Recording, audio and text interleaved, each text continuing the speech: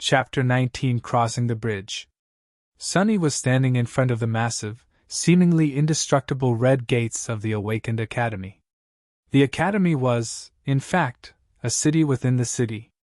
It was built like a fortress, with a high wall made of hard alloy, deep moat, and numerous large-caliber turrets, which were placed in certain positions to create a deadly air suppression dome.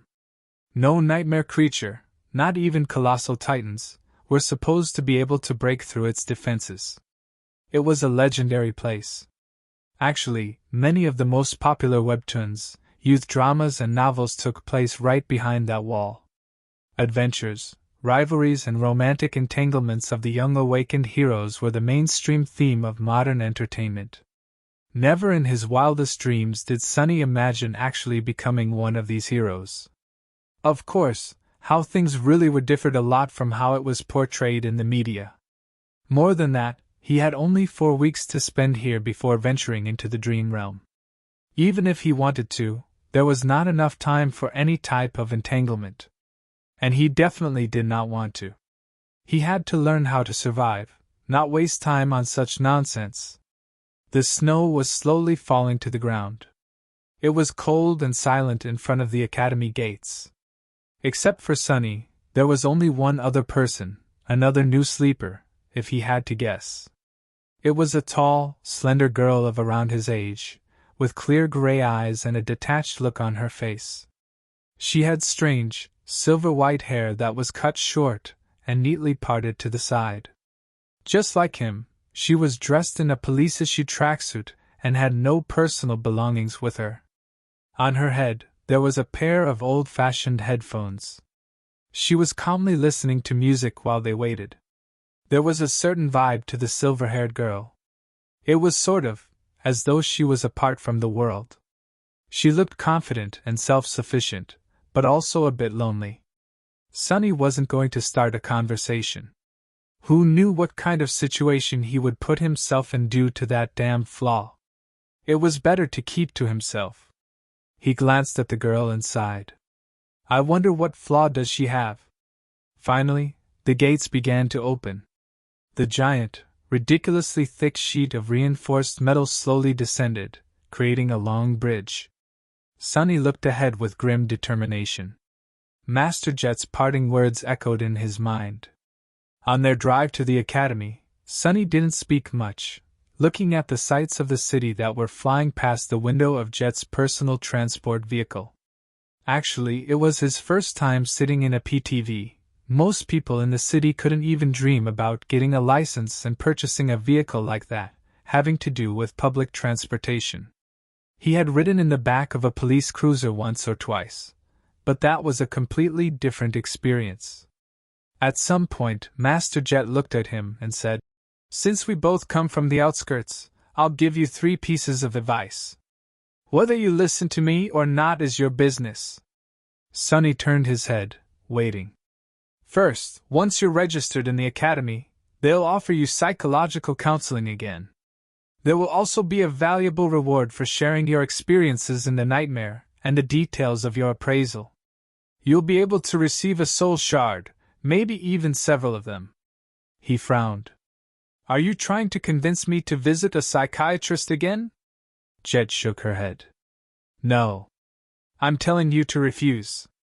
Surprised, Sunny raised his eyebrows. Why? There was a pause before she answered. You're too green to understand, but out there in the dream realm, nightmare creatures are not the only danger. Once you grow powerful enough, humans will become an equal threat. The less they know about your aspect, the better. So that's how it is. The easiest way to defeat a powerful awakened is to use their flaw. That's why young fools in the academy are encouraged in various ways to share the details of their aspects. I'm not saying that the government will leak your information, but once 2 people know a secret, it's no longer a secret. And there's a lot of people working for the government. That made a lot of sense. Thank you, Master Jet. She gave him a nod. Second, there will be a lot of courses to choose from. All types of combat training, deep dives into nightmare creature categories and vulnerabilities, basics of various types of sorcery, artifact study, and so on. Sonny gulped. Actually, he was already agonizing about what weapon to train with.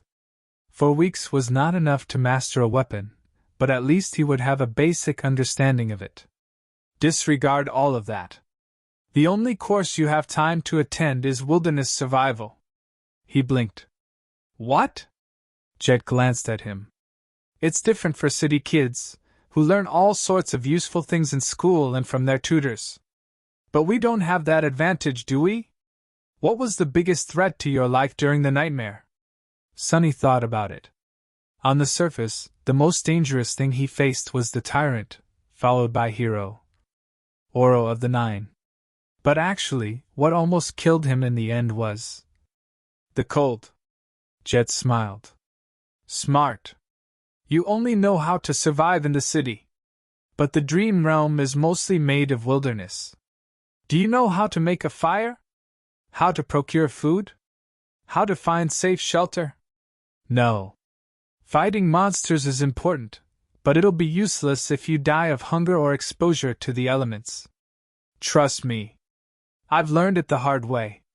Sonny nodded, angry at himself. It was so obvious, yet he never even thought about these seemingly simple things.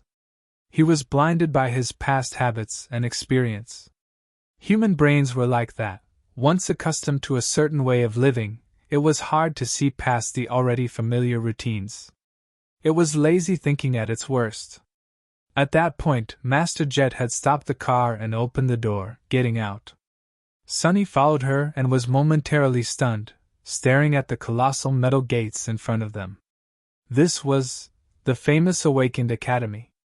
After a few seconds, he shook off his amazement and turned to his senior. This is as far as I go, she said, looking cheerlessly at the walls of the academy. I've already notified them.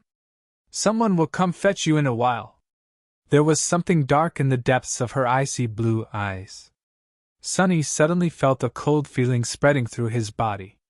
What's the third advice? Master Jet glanced at him, then sighed. Remember, no one can survive in the dream realm alone. That's not an opinion, that's a fact. Try to get along with your peers, even if they don't treat you well. It might save your life. Then she suddenly smiled and patted him on the shoulder. You've done well to survive until now. Make sure to keep yourself alive in the future, too. Then she got back into her PTV and drove off. Just like that, she was gone. The end of the metal bridge hit the special grooves in the ground and stopped moving after a set of loud clicks. Sonny looked ahead, wondering what kind of life he was going to be living in the next 4 weeks.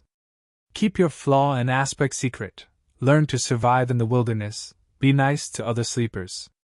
It didn't sound too hard. But for some reason, he was sure that these weeks were going to be as challenging as his first nightmare. Or maybe even worse. Seemingly free of such concerns, the silver-haired girl walked forward and stepped on the bridge. Sonny sighed and reluctantly followed. Chapter 20 Outcast once again.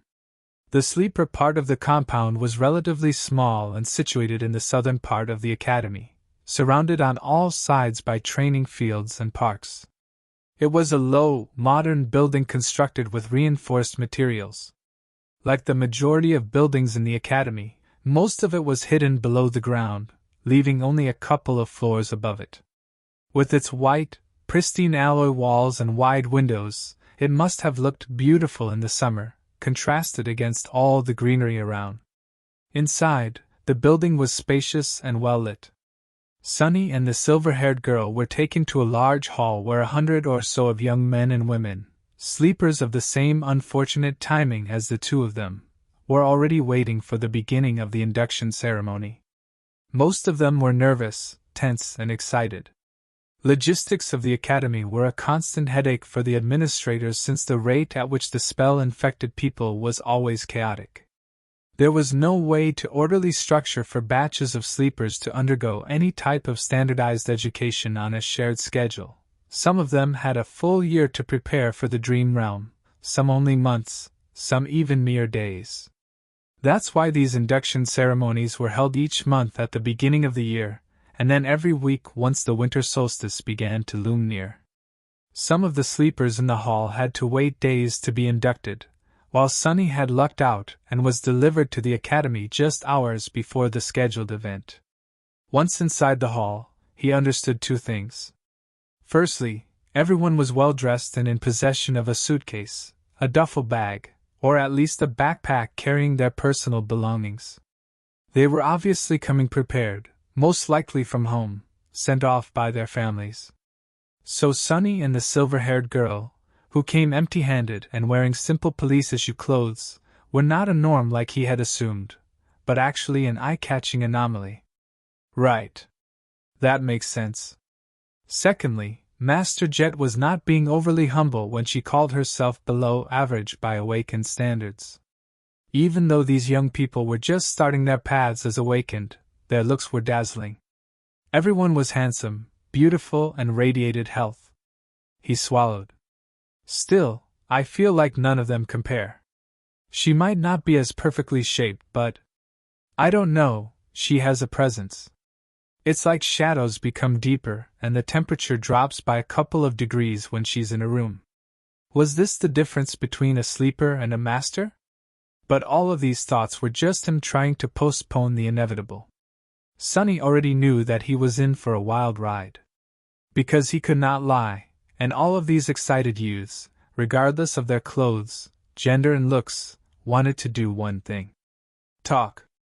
Every one of them wanted to talk with fellow sleepers.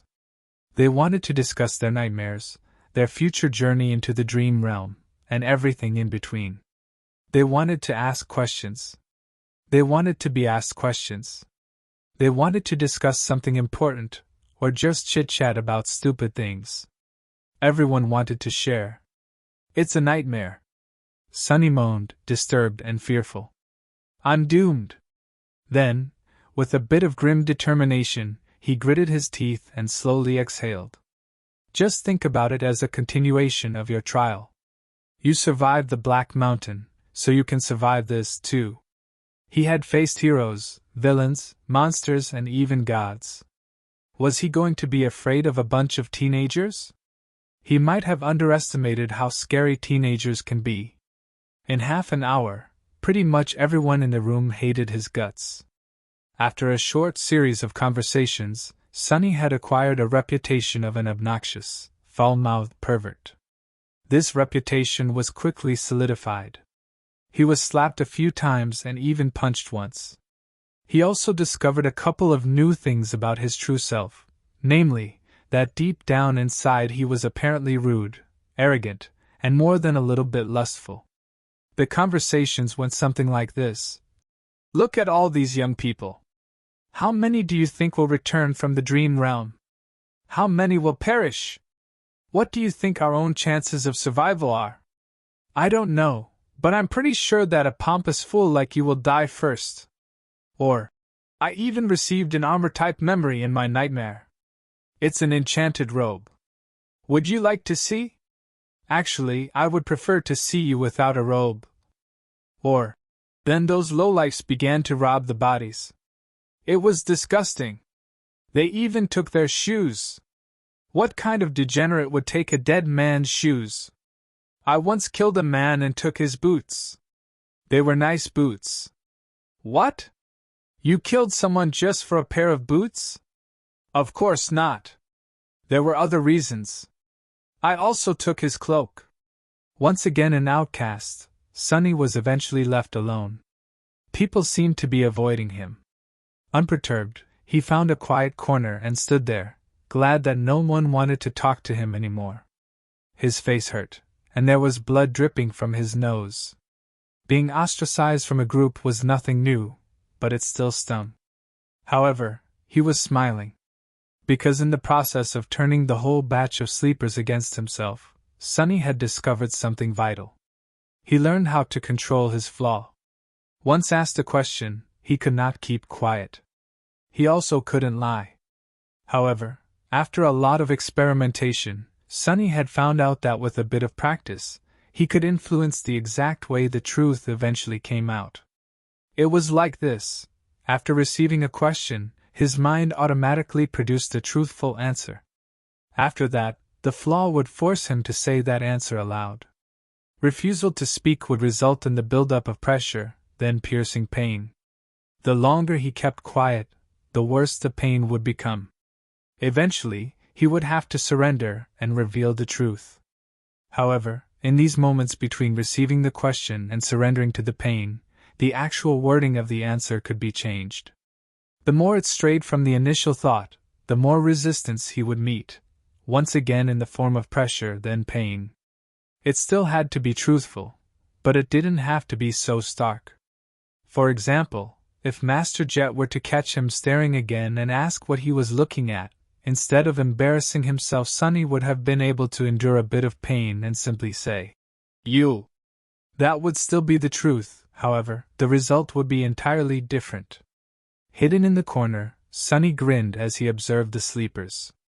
"This is good. This is great. This is something I can work with."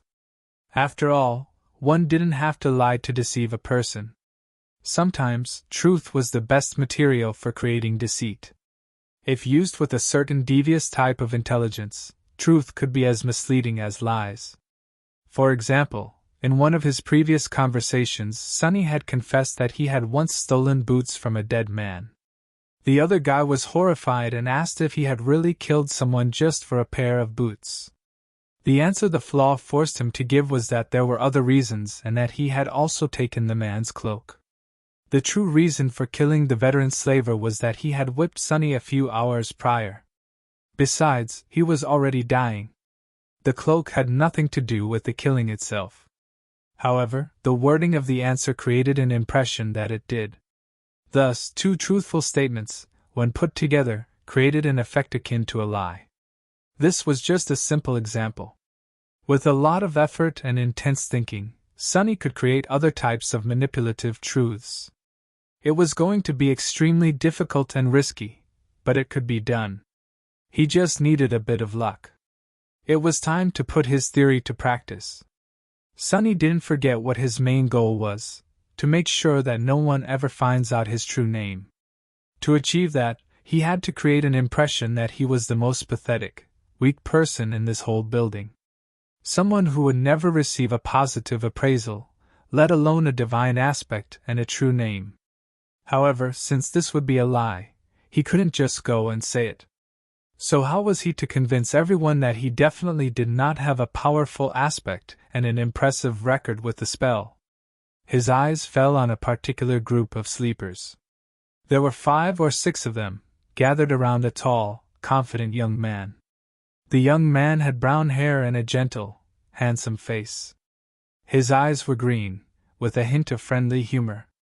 His posture, figure, and attentive gaze betrayed someone who went through extensive training. Everything about the young man screamed of nobility and strength. Just at that moment, one of his companions was saying with a tone of amazement, "Ascended? You have received an ascended aspect? What was your appraisal?" The young man smiled humbly. "Oh, it was excellent." Sunny stopped in front of the group, as though by accident. After hearing the young man's answer, he frowned and looked at him with disdain. Then, with a voice full of utter bewilderment, Sunny said, "Ascended excellent? That's it. What's the big deal?" Chapter 21 First Performance. His words hung in silence. The sleepers looked at Sunny with a hilarious assortment of emotions, ranging from bewilderment to shock. The young man with humorous eyes just smiled politely. To be honest, getting an ascended aspect during the first nightmare was extremely rare. He was certainly someone special, maybe even outstanding. Actually, despite their apparent differences, the young man somehow reminded Sunny of Hero. Oro of the Nine. There was a special type of calculating coldness hidden deep inside their eyes. He had encountered such people before, mostly among the veterans of various street gangs in the outskirts. They simply called this type of coldness murder math. Basically, it was a habit experienced fighters developed. No matter where they were and what mood they were in, there was always a sober part of their minds constantly calculating the most efficient way of killing the person in front of them, just in case such need arises. Ugh! Why do I have to antagonize someone like that, of all people? But Sunny really had no grounds to complain. After all, he brought this on himself. After a few seconds, one of the young man's companions finally blinked and said, Friend, you must not know a lot about the spell. Castor's results are truly remarkable.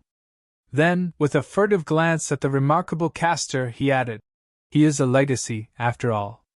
An actual, living and breathing descendant of an awakened clan?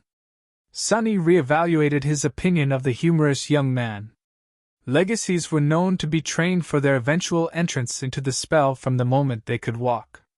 For them, being infected was a certainty instead of a possibility. They were extremely formidable people. Just great, he thought bitterly and made his frown deepen. Are you trying to pull a prank on me? You call this remarkable? The bewilderment in the eyes of these sleepers was slowly being replaced by hostility. Listen, friend. If you don't think that an ascended aspect is remarkable, then please share with us your own amazing results. What, pray tell, was your appraisal? Castor himself was still keeping quiet and smiling. However, his defenders were growing restless. This was exactly what Sunny wanted to happen. He smiled with utter contempt. I would let you know, my appraisal was, it was glorious. Yes, glorious. And the aspect I acquired was of the divine rank. After that, he received a number of strange looks. No one had ever received a divine aspect before, so, of course, they were starting to think that he was a lunatic. But there was still a sliver of doubt. Maybe that strange guy was a descendant of a powerful clan. A peerless prodigy? Maybe his appraisal was, indeed, glorious. Sunny had to dispel that tiny bit of doubt. Mind you, I'm not some lofty legacy. Pfft. I'm from the outskirts. I've never even received combat training. All that training and he only got an excellent? What did he do during the nightmare? Pick his nose the whole time. The expressions of all the sleepers that were listening to his bragging instantly changed. An outskirt rat with no training, yeah, sure. Who was he trying to fool? Finally, with the same polite smile, Castor spoke. Glorious? That is interesting. Would you mind telling us what were your achievements in the nightmare? Sunny grinned. Sure, no problem. First of all, I killed an awakened tyrant. Cost him a couple of moments of intense pain, but he didn't let it show on his face. His expression was nothing but smug and confrontational. The mere mention of a tyrant, let alone an awakened one, made a couple of sleepers smile with ridicule. Oh, really? How did you kill it? An arrogant look appeared on Sunny's face. How? Let me tell you, I didn't even have to lift a finger. I just spat, and it was torn to pieces. Which was true. Sunny had spat a mouthful of blood on the altar, and as the result, Mountain King was ruthlessly dismembered by Shadow God. Someone openly laughed. This guy is either insane or purposefully messing with us. Listen here, Shorty. Have some decency, okay? Who would believe such a lie? Sunny was genuinely angry. He wanted to retort, saying that he wasn't short. But he couldn't. Because that would be a lie, damn it! So, instead, he just gritted his teeth and said with a voice full of outrage, I can't answer that, because it's not a lie. Are you really insisting that you had killed an awakened tyrant? A tyrant? And with a bit of spit no less? Sunny knitted his brows. That's the truth. More laughter followed. Crazy bastard. He actually believes in his own crap. Insane, he's insane. Unexpectedly, Castor stopped his companions. Guys. After the laughter quieted down, he asked in a friendly manner. What else did you achieve? What? That wasn't enough? Sunny raised his chin. Let me think. Oh. I also killed an awakened swordsman. Really? How did you do that? Acting as though he was a little bit embarrassed, Sonny looked down. That time I had to lift a finger. I even had to shake it a couple of times. That was enough to kill him, though. He was holding the silver bell between his fingers, which led to Hero being attacked and eventually killed by the tyrant. So, technically, all his statements were true. What a crackpot! Ha! Can you believe this idiot? Poor bastard. Not only is he weak, he's also lost it. Castor gave his companions a long look and then turned to Sonny. Anything else? Sonny blinked. Time for the finishing touch. Something else? Well. Oh, right. I communicated with a bunch of gods, even though they were all dead. I made one of them wake up. He gave me a blessing. I was blessed by a god, do you all understand? The sleepers were silently shaking their heads or looking at him with pity. Castor sighed. I see. Well, in comparison to your achievements, mine do look rather average. Thank you for sharing with us. I hope you'll be as successful once we enter the dream realm. Sonny smiled with a look of smug superiority on his face. You better believe it. With that, he turned around and walked away. Ah, that's a job well done. He was pretty sure that after this performance, no one would ever believe that he actually had some kind of a powerful aspect, or did anything worthy of notice during the nightmare. He only told them the truth, and yet managed to make everyone believe in the opposite of the truth. Such an incredible feeling. What did they think of him now? They thought that he was weak, grew up without any education in the outskirts, and had no training. More than that, he was apparently either insane or incredibly stupid. His temper was terrible. Truly pathetic and pitiful fellow. Now, whenever he was asked about his aspect, he could just honestly say that it was of the divine rank, and be laughed at. People would rather believe that the spell had ceased to exist than that he was someone noteworthy.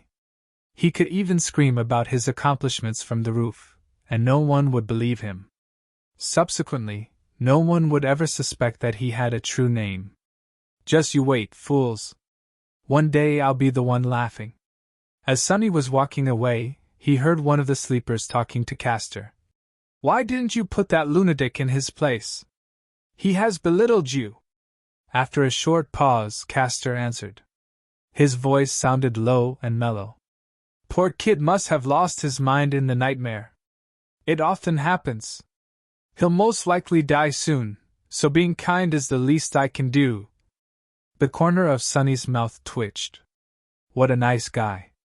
He knew that Castor's words were based on a false assumption, but for some reason, still felt a cold chill running up his spine.